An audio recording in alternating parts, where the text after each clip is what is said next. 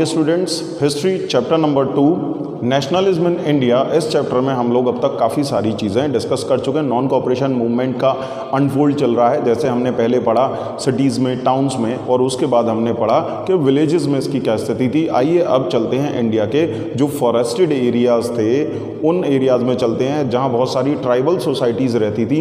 वहाँ तक ये मूवमेंट पहुँचा या नहीं पहुँचा, या वहाँ के लोगों के जो ट्राइबल सोसाइटीज़ थी उनके काम करने का तरीका क्या था, किस तरीके से काम कर रहे थे, वहाँ उनका लीडर कौन था, ये सारी चीज़ें हम जानेंगे कि वहाँ इस मूवमेंट का पहुँच थी या नहीं थी।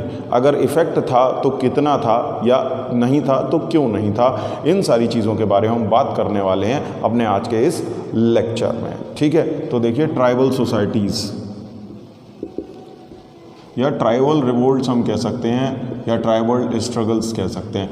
ट्राइबल रिवोल्ट्स चल रहे थे, ये देखिए पैरेलल लेके चल रहे हैं कि 1920 में एक तरफ नॉन कोऑपरेशन मूवमेंट चल रहा है, शहरों की तरफ से चल चुका है, विलेजेस में पहुंच गया है, लेकिन ट्राइबल सोसाइटीज़ में अच्छे से पहुंचा या नहीं पहुंचा। पिछले लेक्चर में भी मैंने ट्राइबल्स के बारे में थोड़ा थोड़ा आपको बता दिया था, लेकिन यहाँ हम पूरा प्रॉपर एग्जाम्पल ले लेंगे एक, और एग्जाम्पल हम लेंगे यहाँ किसका, ट्राइबल ग्रुप्स थे बहुत सारे।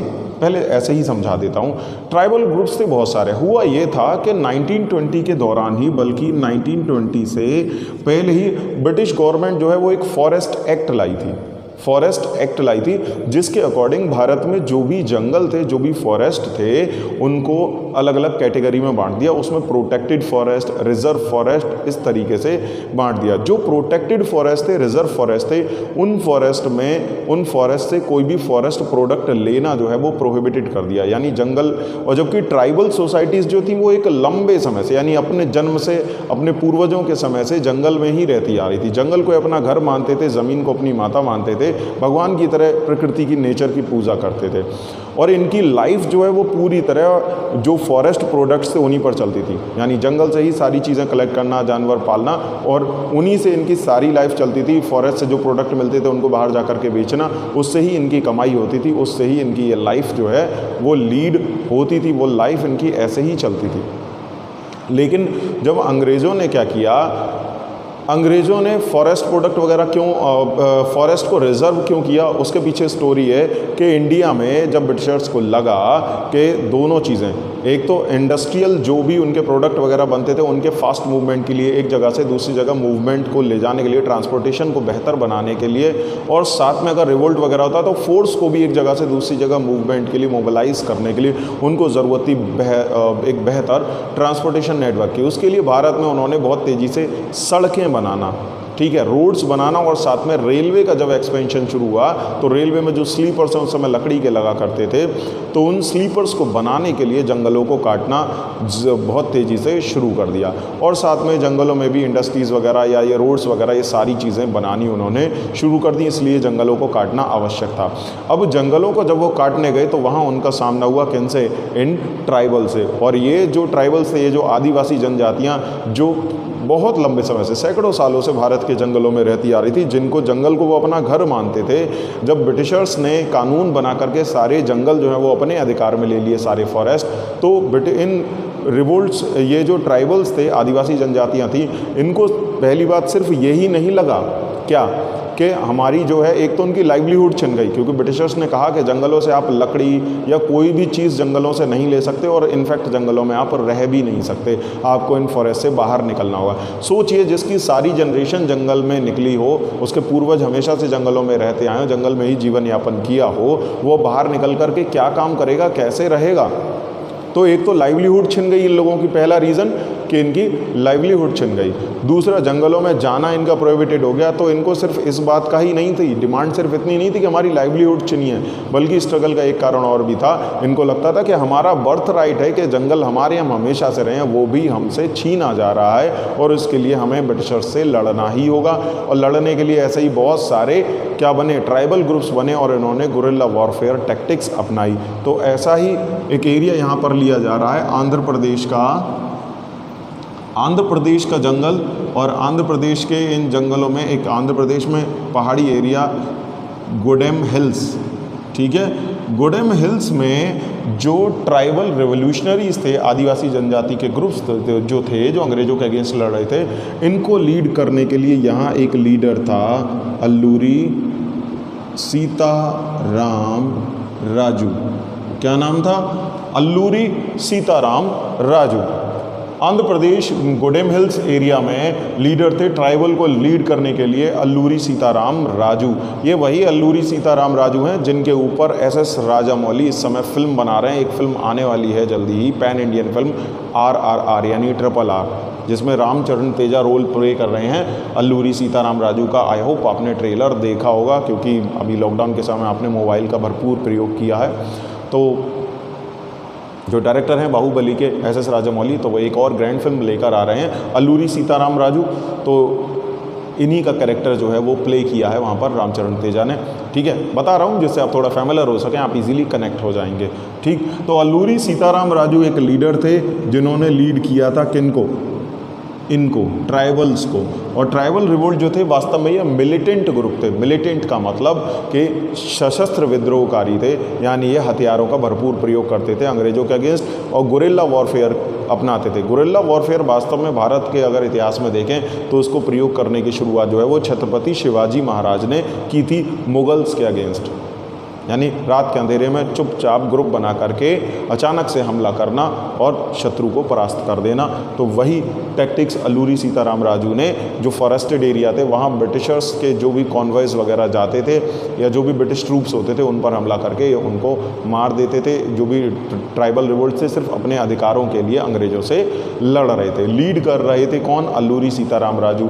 अभी अल्लूरी सीताराम राजू की क्या स्टोरी है? अल्लूरी सीताराम राजू जो है एक ब्रेव व्यक्ति थे, एक ब्रेव पर्सन थे, और ये भी जंगलों से, अपनी ज़मीन से बहुत प्यार करते थे और साथ में लड़ने से नहीं चूकते थे ब्रिटिशर्स से। और इनकी इमेज जो थी वो गॉड लाइक इमेज थी, यानी जो आदिवासी जनजाति के लोग थे वो अल्लूरी सीताराम राजू को भगवान के समान मानते थे या रीइंकारनेशन ऑफ गॉड, ईश्वर का अवतार मानते थे। क्योंकि अल्लूरी सीताराम राजू ने उनको कन्विंस किया था कि वो एकदम सही प्रेडिक्शन कर सकते हैं, मतलब भविष्यवाणी कर सकते हैं आगे की कि आगे क्या होने वाला है, बिल्कुल सटीक। और साथ में even he could survive bullets, यानी गोलियों का भी असर इन पर नहीं होगा, ऐसा लोगों को विश्वास इन्होंने दिला रखा था। तो जो इमेज थी एक हीरो लाइक इमेज थी, और एक हीरो थे भी, क्योंकि भारत की स्वतंत्रता के लिए जितने बाकी लीडर्स लड़े तो उससे कम इनका भी सेक्रीफाइस कम कहीं भी नहीं है, ब्रिटिशर्स से ये लड़े थे। ये भी अल्लूरी सीताराम राजू ने इन जो भी रेवोल्यूशनरीज थे गुडेम हिल्स एरिया में, आंध्र प्रदेश के जो भी रेवोल्यूशनरीज थे, ट्राइबल जो भी जनजातियाँ रहती थी, ट्राइबल ग्रुप्स, ट्राइबल सोसाइटीज़ रहती थी, उन सभी को इन्होंने भी गांधी जी के नाम पर, गांधी जी के ये भी फ़ैन थे, गांधी जी के एक तरीके से मानने वाले थे, लेकिन तरीका अलग था। गांधी जी के नेम पर ये भी लोगों को क्या करते थे, तैयार किया कि देखिए गांधी जी बाहर नॉन कॉपरेशन मूवमेंट चला रहे हैं, हमें भी अपने लिए लड़ना होगा। लोगों को कलेक्ट करते थे और सारी बातें जैसे गांधी जी लोगों को बताते थे वही चीज़ें गांधी जी के बारे में ये भी लोगों को बताते थे। अब इनको पता कैसे था? मैंने पहले ही बताया आपको कि गांधी जी तब तक काफ़ी पॉपुलर हो चुके थे नॉन कॉपरेशन मूवमेंट आते आते। लेकिन एक तरफ तो ये गांधी जी को फॉलो करते थे, गांधी जी को बहुत अच्छा लीडर मानते थे और उनके बारे में अपने यहाँ के लोगों को बताते थे, यानी गांधी जी के जो देशभक्ति के भाषण वगैरह जो भी चीज़ें थी वो सब लोगों को समझाते थे। लेकिन वहीं दूसरी तरफ इनका रास्ता गांधी जी से बिल्कुल उलट था। ये गांधी जी की तरह नॉन वायलेंस में विश्वास नहीं रखते थे। ये गांधी जी की तरह नॉन वायलेंस में विश्वास बिल्कुल भी नहीं रखते थे। यानी गांधी जी जैसे कहते थे कि नॉन वायलेंस और ट्रुथ से ही, यानी बिना हथियारों के, सिर्फ हम नॉर्मल सत्याग्रह की तरह, सत्याग्रह का जो आइडिया उसके तरीके से हम अपनी डिमांड्स जो है वो पूरी करा सकते हैं ब्रिटिशर को प्रेशराइज करके। लेकिन अल्लूरी सीताराम राजू का मानना ऐसा नहीं था, बल्कि इनका तरीका कैसा था? मिलिटेंट और वॉरफेयर वाला। अल्लूरी सीताराम राजू की जो स्पीचेस वगैरह इन्होंने भी गांधी जी की तरह होती थी। इन्होंने भी जो ट्राइबल पीपल थे उनसे कहा, क्योंकि ट्राइबल पीपल में भी बहुत सारी बुराइयाँ थी, शराब वगैरह पीना, इस तरह के काम करना। तो उन्होंने उन लोगों को कहा कि अगर लड़ना है अंग्रेजों के विरुद्ध तो पहले खुद को सुधारना होगा। उन्होंने भी लोगों को इंस्पायर किया गांधी जी की तरह कि खादी पहनिए, स्वदेशी पहनिए, या स्टॉप ड्रिंकिंग यानी शराब पीना या ये सारे काम करना बंद कीजिए और अपने देश के लिए लड़ने को तैयार हो जाइए। तो इनके कहने पर बहुत सारे लोग, इनके भी बहुत फॉलोअर थे और जो भी ट्राइबल ग्रुप्स थे उनके मेन लीडर गुडेम हिल्स में अल्लूरी सीताराम राजू ही थे। उनके लिए लड़ने के लिए तैयार रहते थे और इस रिवोल्ट को इन्होंने काफ़ी हद तक, काफ़ी लंबे समय तक सक्सेसफुली लीड किया था। लेकिन फाइनली एट द एंड इनको भी ब्रिटिश ब्रिटिशर्स ने पकड़ लिया और बाद में 1924 में इनको एग्जीक्यूट कर दिया गया। तो Alluri Sitaram Raju was executed in 1924। Alluri Sitaram Raju को 1924 में क्या किया, अंग्रेज़ों ने पकड़ लिया और एग्जीक्यूट कर दिया, इनको फांसी जो है वो दे दी गई। तो इस तरीके से ये एक और मार्टियर थे, एक और शहीद थे, जिन्होंने जो ट्राइबल सोसाइटीज़ को अंग्रेज़ों के अगेंस्ट लीड कर रहे थे और लड़ते हुए अंग्रेज़ों के अगेंस्ट ये भी शहीद हुए। तो गांधी जी के तरीके यानी उनके जो आइडियल्स थे कि खादी पहनिए या इस तरीके से करिए, ये सब तो ठीक था, लेकिन उन्होंने क्या किया, लेकिन तरीका अलग था। गांधी जी की तरह नॉन वायलेंस का तरीका नहीं अपनाया था, बल्कि वायलेंस का तरीका था इनका। कैसे क्या करना है, मिलिटेंट ग्रुप्स बनाने, गोरिल्ला वॉरफेयर टैक्टिक्स अपनानी है और उससे अंग्रेज़ों का विरोध करना है। इस तरीके से इन्होंने ये काम किया था अल्लूरी सीताराम राजू ने। तो हम यहाँ देख रहे हैं कि गांधी जी का प्रभाव तो है ट्राइबल सोसाइटीज़ में, फॉरेस्ट सोसाइटीज़ में, लेकिन यहाँ कहीं भी हमें नॉन कोऑपरेशन मूवमेंट की इम्प्रेशन यानी छाप जो है वो हमें अल्लूरी सीताराम राजू और इनके थ्रू बाकी लोग जो इंस्पायर किए गए उन पर दिखाई तो देती है नॉन कोऑपरेशन मूवमेंट की, कि हाँ अंग्रेज़ों के विरुद्ध करना है, उनको कोऑपरेट नहीं करना है, या वो जंगल में आकर जो सड़कें बनाते हैं सारे काम करते हैं उनको नहीं करने देना। ये छाप तो इम्प्रेशन तो दिखाई देता है, लेकिन तौर तरीके बिल्कुल अलग होते हैं।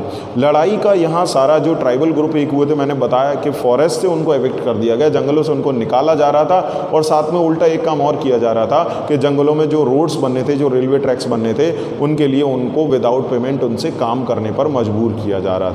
यानी जो फॉरेस्टर्स थे, जो ट्राइबल ग्रुप थे, ट्राइबल सोसाइटीज़ थी जो जंगलों में रहती थी, तो ब्रिटिशर्स उस समय जो रोड एक्सपेंशन कर रहे थे, जंगलों को काट करके रेलवे ट्रैक्स वगैरह बना रहे थे, तो उन पर विदाउट एनी पेमेंट उनसे बेगार कराई जा रही थी। तो ये भी एक रीज़न था। साथ में जंगलों से कोई प्रोडक्ट नहीं ले सकते थे, ज़मीन उनसे छीन ली गई थी जिस पर जंगलों में वो खेती करते थे।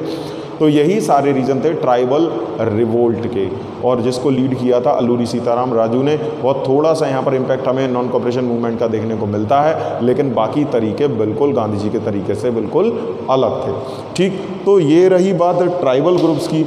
अब बात करते हैं और कुछ एरियाज़ की कि नॉन कोऑपरेशन मूवमेंट का और कुछ जो एरियाज़ हैं वहाँ क्या इफ़ेक्ट हमें देखने को मिलेगा। वहाँ पर भी इतना इफ़ेक्ट रहेगा जितना यहाँ रहा, या बाकी सब जगह रहा, इससे कम रहेगा या ज़्यादा रहेगा, ये सारी चीज़ें अभी हमें यहाँ पर जाननी हैं। तो स्वराज इन प्लांटेशंस, देखो एक एक चीज़ वही निकल करके आ रही है जो अब से पहले आपको मैंने एक बार बताई थी, जब मैंने इफ़ेक्ट्स ऑफ वर्ल्ड वॉर 1 पढ़ाया, और उसके बाद मैंने कुछ चीज़ें बताई थी आपको कि हमारे देश में जो भी लोग थे सबकी प्रॉब्लम ब्रिटिशर्स से अलग अलग थी, और अपनी इन्हीं प्रॉब्लम्स को सॉल्व करने के लिए, क्योंकि हर एक व्यक्ति को लगता था कि अगर ब्रिटिशर्स, हम इस मूवमेंट में शामिल होंगे तो हमारी ये डिमांड पूरी हो जाएगी, हम इस मूवमेंट में शामिल होंगे तो हमारी ये प्रॉब्लम सॉल्व होगी। जैसे किसान थे तो उनकी प्रॉब्लम थी हाई रेवेन्यू, ट्राइबल्स थे उनकी प्रॉब्लम थी कि फॉरेस्ट एक्ट या इससे होने वाले जो भी नुकसान हैं वो, इंडस्ट्रियलिस्ट परेशान थे हाई टैक्सेस से, ठीक है। और वैसे ही प्लांटेशंस जो थे, प्लांटेशन के बारे में मैंने आपको बताया कि प्लांटेशन बहुत तेज़ी से ब्रिटिशर्स इंडिया में फैला रहे थे, और इस प्लांटेशन में ये था कि केवल एक सिंगल टाइप की क्रॉप की जाती है, साल भर वही क्रॉप करनी होती है किसानों को, उसी की खेती करनी होती है। जैसे इंडिगो हो गया, कॉटन हो गया और टी हो गया, सबसे ज़्यादा इन्हीं की खेती किसानों से ज़बरदस्ती कराई जाती थी। पेमेंट बहुत कम मिलता था या ना के बराबर मिलता था, उनकी सारी ज़मीन इसी में ले ली जाती थी।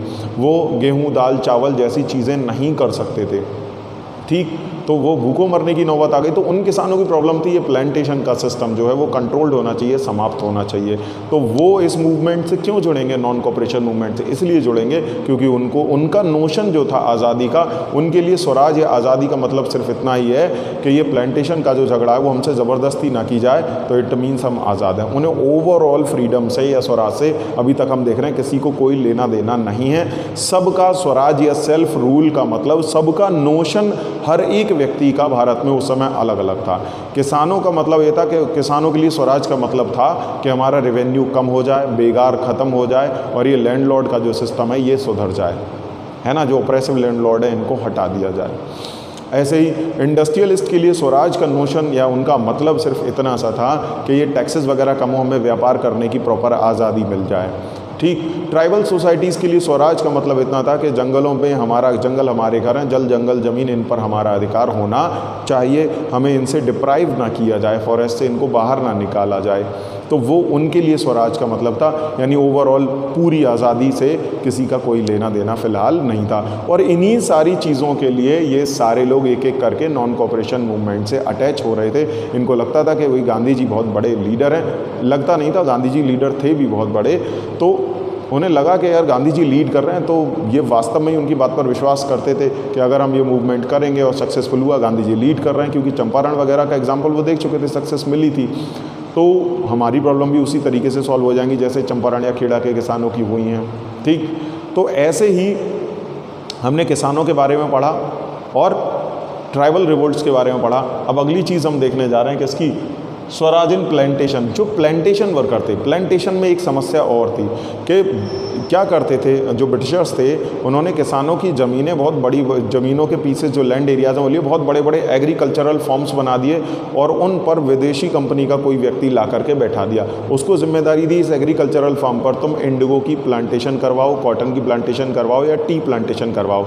अब चूँकि प्लांटेशन जो भी है वो बहुत ही इंटेंसिव लेबर डिमांड करता है। जो प्लांटेशन की जो खेती है, यानी सिंगल क्रॉप एक ही पौधा लगाकर उस पर खेती करना, वो बहुत ज़्यादा इंटेंसिव एग्रीकल्चर है और बहुत ज़्यादा इंटेंसिव लेबर डिमांडिंग है, उसमें लेबर बहुत ज़्यादा लगती है। तो लेबर के लिए जंगलों से क्या करते थे, जो ट्राइबल्स फॉरेस्ट से निकाले गए उन पे वैसे भी कोई काम नहीं था, उनको उठा करके यहाँ ले आते थे, या देश के अलग अलग हिस्सों से किसानों को, लेबर को मजदूरों के रूप में उठाकर लाना और इन प्लांटेशन में ला करके उनसे काम करवाना। अब इन प्लांटेशन से वापस अपने घर जाने के लिए उन्हें परमिशन लेनी होती थी, जो कि शायद ही किसी को परमिशन मिलती थी, नहीं मिलती थी। अगर कोई चुपचाप इन प्लांटेशन से निकल करके भाग भी गया तो उसको पकड़ लिया जाता था या उसको मार दिया जाता था या जेल में डाल दिया जाता था। तो इस तरीके के काम होते। तो प्लांटेशन में मजदूरों की स्थिति, जो प्लांटेशन वर्कर्स की वास्तव में स्थिति जो थी वो बहुत ख़राब थी।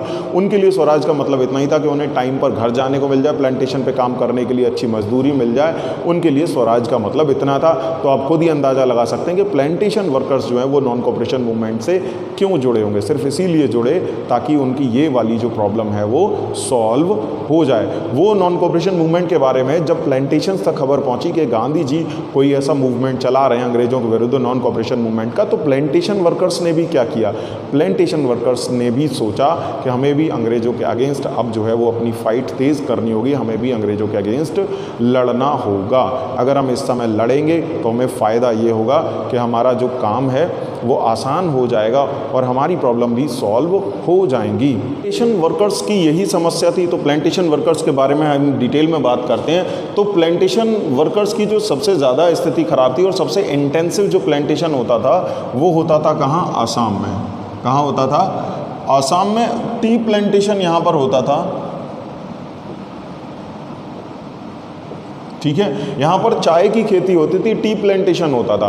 और वास्तव में चाय का जो बिज़नेस था वो ईस्ट इंडिया कंपनी के लिए, ब्रिटिश ईस्ट इंडिया कंपनी के लिए सबसे ज़्यादा प्रॉफिट वाला बिज़नेस था। यानी पूरी दुनिया भर में भारत की जो आसाम की चाय है वो पूरी दुनिया भर में वो सप्लाई करते थे और बहुत मोटा पैसा कमाते थे, बहुत अच्छा प्रॉफिट जो है वो इस टी प्लांटेशन से कमाते थे। अब ज़्यादा प्रॉफिट कमाना है क्योंकि दुनिया भर में जो आसाम की चाय थी, आसाम की टी थी, उसकी डिमांड लगातार बढ़ती जा रही थी। और आप देखते हैं, आप आज भी जानते होंगे कि इंडिया जो है वो टी प्रोडक्शन में आज भी नंबर 1 कंट्री है। सबसे ज़्यादा चाय का एक्सपोर्ट जो है पूरी दुनिया में नंबर 1 एक्सपोर्टर हमारा इंडिया है। आसाम की चाय वर्ल्ड वाइड आज भी फेमस है, सबसे अच्छी चाय में से एक है। तो आसाम की टी की डिमांड पूरी दुनिया भर में बहुत ज़बरदस्त थी और उस समय चाय का चलन जो है पूरी दुनिया में सभी देशों में नहीं था, यानी उन सभी जगह इसकी खेती नहीं होती थी। तो भारत की आसाम की जो चाय है वो बहुत हाई रेट्स पर, बहुत अच्छी कीमतों पर इंटरनेशनल मार्केट में बिकती थी। तो ब्रिटिश गवर्नमेंट ज़्यादा से ज़्यादा प्रोडक्शन करवा करके ज़्यादा से ज़्यादा पैसा कमाना चाहती थी। और चूंकि ये टी प्लांटेशन का हिस्सा कुछ ऐसा है कि बहुत ही इंटेंसिव लेबर, यानी इसमें लेबर बहुत ज़्यादा चाहिए होती है, बहुत मेहनत लगती है, क्योंकि चाय की पत्तियों को हाथों से ही तोड़ा जाता है। उसके लिए कोई मशीन नहीं बनी, कोई टेक्नोलॉजी नहीं बनी है जो टी गार्डन से, टी प्लांट से चाय की पत्तियों को कोई मशीन चुन सके। हाथों से ही चुना जाता, वो भी एक्सपर्ट और स्किल्ड जो मजदूर होते हैं वही ऐसा काम कर सकते हैं। कोई भी मजदूर जाकर के वहाँ पर काम नहीं कर सकता। तो तो मज़दूरों को पूरे देश भर से इधर उधर से उठा करके यहाँ पर लाया जाता था। चाय के बागानों में, टी गार्डन्स में उनसे ज़बरदस्ती काम कराया जाता था। इसके लिए उन्होंने एक कानून बनाया था कि जिससे वर्कर यहीं पर रहें और ना जाएं। अब उनसे लगातार 18-18 घंटे टी प्लांटेशन में काम कराया जा रहा है। क्यों कराया जा रहा है? क्योंकि ब्रिटिश गवर्नमेंट को जल्दी है, ज़्यादा टी कलेक्शन होगा, ज़्यादा प्रोडक्शन करेंगे, जल्दी जल्दी मार्केट में माल भेजेंगे और पैसा बनाएंगे। इसके लिए क्या किया, एक इनलैंड इमिग्रेशन एक्ट बनाया ब्रिटिश गवर्नमेंट ने। एक इनलैंड इमिग्रेशन एक्ट, एक कानून बनाया, इनलैंड इमिग्रेशन एक्ट 1859 में। हालांकि ये कानून बहुत पहले बना है, नॉन कोऑपरेशन मूवमेंट से काफ़ी पहले। देखिए, इनलैंड इमिग्रेशन एक्ट 1859, ये कानून बहुत पहले ही बना दिया है ब्रिटिश गवर्नमेंट ने। ठीक, इनलैंड इमिग्रेशन एक्ट 1859 काफ़ी पहले बनाया है ब्रिटिश गवर्नमेंट ने। और इस एक्ट के अकॉर्डिंग क्या था कि no plantation worker is permitted to go back home from the plantation, यानी किसी भी प्लांटेशन वर्कर को अपने घर जाने की परमिशन नहीं होगी। एक बार जो प्लांटेशन, असम के प्लांटेशन गार्डन्स में पहुंच गया, वहां काम करने लगा, वो वापस अपने घर रेयरली ही जा पाएगा, क्योंकि और जाना भी है तो उसे परमिशन लेनी पड़ेगी। वो परमिशन उनको शायद कभी अंग्रेज़ देंगे नहीं। ठीक है, तो ये समस्या थी क्या कि workers were not permitted to leave. क्या इस एक्ट के अकॉर्डिंग क्या था? Workers were not permitted to leave, यानी वर्कर्स जो हैं उन्हें परमिशन नहीं थी कि वो क्या कर सकें, लीव द प्लांटेशन। वर्कर्स जो है इस कानून के अकॉर्डिंग, जो भी वर्कर्स एक बार प्लांटेशन पर काम करने आ गए, वो क्या करेंगे, उन्हें परमिशन नहीं थी कि वो प्लांटेशन को छोड़कर जाएं। कब? विदाउट टेकिंग परमिशन, अपनी मर्जी से इन गार्डन्स को, इन प्लांटेशंस को छोड़कर वो कहीं भी नहीं जा सकते थे। जब कहीं नहीं जा सकते थे तो फिर करें क्या? तो ये परेशानी थी कि उनको लगातार काम करना हो रहा था, मजदूरी कम मिल रही थी, कई कई घंटे काम करना हो रहा था। और सबसे बड़ी चीज़ ये है कि यहाँ पर वर्कर्स देश भर से अलग अलग जगह से उठा करके लाए जाते थे। तो अगर कोई ठंडे एरिया में रहने वाला है या कोई बहुत गर्म इलाके में रहने वाला है, तो वो यहाँ की जो ह्यूमिड क्लाइमेट है असम का, वो क्लाइमेट भी उससे नहीं झेला जाता था। वहाँ की गर्मी, वहाँ की ह्यूमिडिटी से वो बीमार अक्सर हो जाते थे। तो बहुत सारी प्रॉब्लम होती थी, साथ में अपना परिवार छूट जाता था, वो वापस अपने घर भी नहीं जा सकते थे। लेकिन जब इन प्लांटेशन वर्कर ने नॉन कोऑपरेशन मूवमेंट के बारे में सुना, तो इनको लगा कि गांधी राज इज़ कमिंग, यानी गांधी राज आ रहा है। गांधी जी की प्रसिद्धि इतनी थी उस समय, तो इनको लगा कि गांधी राज आने वाला, गांधी जी ने मूवमेंट चलाया है तो धीरे धीरे हमारी जो प्रॉब्लम है वो सॉल्व हो जाएंगी। और गांधी जी ने नॉन कोऑपरेट करने के लिए कहा है, तो इन्होंने क्या किया, सुनिए इन्होंने क्या किया। गांधी जी ने कहा सभी से कि भाई अंग्रेज़ों को कोऑपरेट करना छोड़ दीजिए, यही तो नॉन कोऑपरेशन मूवमेंट है। तो many workers denied to work on the plantation farms. Plantation farms पर काम करने से वर्कर्स ने मना करना शुरू कर दिया। यानी ये जो वर्कर जो वहाँ रहते थे, उन्होंने कहा कि हम काम अंग्रेज़ों के लिए नहीं करेंगे। और बहुत सारे वर्कर्स ने क्या किया, many workers left the plantations, बहुत सारे प्लांटेशन छोड़कर बिना परमिशन के भाग गए। बहुत सारे लोगों ने क्या किया, बहुत सारे लोगों ने, यानी बहुत सारे जो मजदूर थे, जो वर्कर्स थे, प्लांटेशन वर्कर, उन्होंने गांधी जी की अपील थी कि भाई सारे काम छोड़ दीजिए, नॉन कोऑपरेट करना शुरू कीजिए, अंग्रेज सरकार अपने आप झुक जाएगी जब इनका सारा नुकसान होने लगेगा। तो workers denied to work on the plantation farm. Plantation farm पर वर्कर्स ने मना कर दिया। उनको लगता था गांधी राज आ रहा है, नॉन कोऑपरेशन मूवमेंट चल रहा है, हम भी अगर इसमें सहयोग करेंगे, हिस्सा बनेंगे, तो हमारी ये प्रॉब्लम सॉल्व हो जाएंगी। तो workers left the plantation sites को उन्होंने छोड़ दिया, काम करने से ही मना किया। कुछ लोग प्लांटेशन छोड़कर भागे अपने घरों की तरफ, लेकिन उनको रेलवे स्टेशंस पर या जहाँ पर भी, या रिवर वगैरह किसी भी साइड से वो जाना चाहते थे, वहाँ जाकर के उनको पकड़ लिया गया और उनको ब्रूटली पीटा गया। कुल मिलाकर ये जो प्रयास था इनका वो फेल हुआ। अंग्रेज़ों ने अपने जो ट्रूप्स या सेनाएं वगैरह भेज करके इनको अरेस्ट करवाया और बाद में इनको ब्रूटली पीटा और वापस प्लांटेशन साइट्स पर इनको काम पर जो है वो लगा दिया गया। तो हमने देखा कि प्लांटेशन साइट्स पर हमें एक चीज़ यहाँ समझ में आती है कि हर एक व्यक्ति नॉन कोऑपरेशन मूवमेंट से जुड़ रहा है, लेकिन उसके लिए नॉन कॉपरेशन का मतलब और साथ में नॉन कॉपरेशन से जो मिलने वाला है जो स्वराज, उसका मतलब अलग अलग था। तो इसीलिए यहाँ नाम दिया गया है स्वराज इन प्लांटेशन। प्लांटेशन वर्कर सिर्फ इसलिए जुड़े थे नॉन कॉपरेशन मूवमेंट से, उनको लगता था कि गांधी राज आ रहा है, नॉन कॉपरेशन मूवमेंट का हिस्सा बनेंगे तो हमारी जो भी प्रॉब्लम्स है जो ब्रिटिशर्स की वजह से हमें हो रही है वो एज सून एज पॉसिबल हम उनसे रिलीव हो जाएंगे, हमें उनसे छुटकारा जल्द से जल्द मिल जाएगा, हमारी problems as soon as possible solve हो जाएंगी।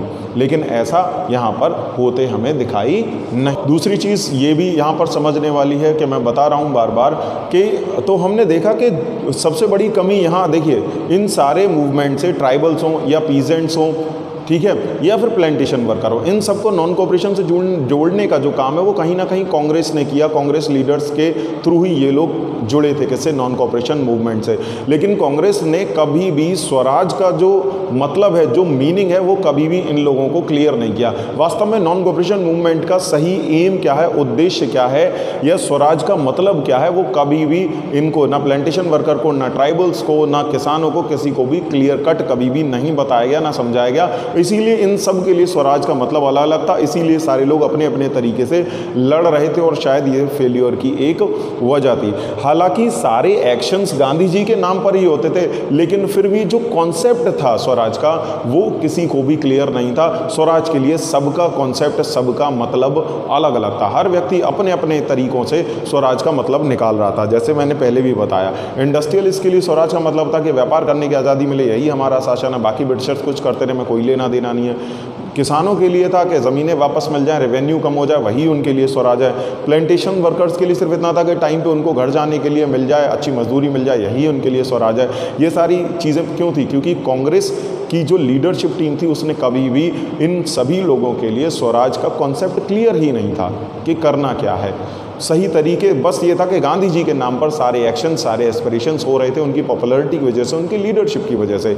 हालांकि इसका हमें थोड़ा बहुत असर देखने को मिलता है जब ट्राइबल रिवोल्ट्स, जब भी हाथ में बैनर या फ्लैग लेकर जो है गांधी जी का नाम लेकर के और स्वतंत्र भारत उस पर लिख करके स्लोगन्स दिखाते थे, अपना विरोध जो है वो दर्ज कराते थे, तो लगता है कि हाँ यहाँ पर स्वराज का मतलब स्वतंत्र भारत है, लेकिन वास्तव में ऐसा नहीं था। तो स्वराज के नोशन अलग अलग थे, सारे एक्शन, सारी चीज़ें गांधी जी के नेम पर हो रही थी, लेकिन वास्तविकता में जैसा चाहते थे उस तरीके से नहीं हो पा रही थी। और यही कारण था, चाहे हमने प्लांटेशन वर्कर का देखा, चाहे ट्राइबल सोसाइटीज़ का देखा, पीजेंट्स का देखा, सभी जगह रिवोल्ट हुए, नॉन कॉपरेशन मूवमेंट का थोड़े थोड़े समय के लिए हिस्सा बने और बाद में ये सभी धीरे धीरे कोलैप्स हो गए। या तो इनका ब्रिटिशर्स ने ब्रूटल रिप्रेशन कर दिया या धीरे धीरे खुद ही स्लो डाउन होते चले गए। तो हम देख रहे हैं कि चाहे शहर हो, चाहे प्लांटेशन हो, चाहे फॉरेस्ट हो या पीजेंट्स हो, सब जगह नॉन कॉपरेशन में अटैच तो हुए लोग, लेकिन ज़्यादा लंबे समय तक नहीं हो पाए। रीज़न दो रहे कि सबका एक तो रास्ता एक नहीं रहा, सबको नोशन या जो इस नॉन कॉपरेशन मूवमेंट का जो एम है वो सबके लिए सेम या क्लियर नहीं था। तो ये कारण रहे कि इन सभी जगह नॉन कॉपरेशन मूवमेंट अनफोल्ड हुआ। नॉन कॉपरेशन मूवमेंट को सपोर्ट तो मिला गांधी जी के नाम पर, गांधी जी की पॉपुलैरिटी बढ़ी, लेकिन मूवमेंट उतना सफल नहीं हुआ जितना कि होना चाहिए था। तो फिर फाइनली आखिर हुआ क्या? ये मूवमेंट बंद हुआ, नहीं हुआ, दोबारा चला, नहीं चला, क्या हुआ एग्जैक्टली फाइनली इस मूवमेंट का? इस सब चीज़ों के बारे में जानने के लिए आपको देखना होगा नेक्स्ट वीडियो लेक्चर। तब तक आप इसको पढ़िए, समझिए, कोई चीज़ समझ ना आए मुझसे पूछ लीजिए, मैं आपकी प्रॉब्लम्स ज़रूर सॉल्व करूँगा।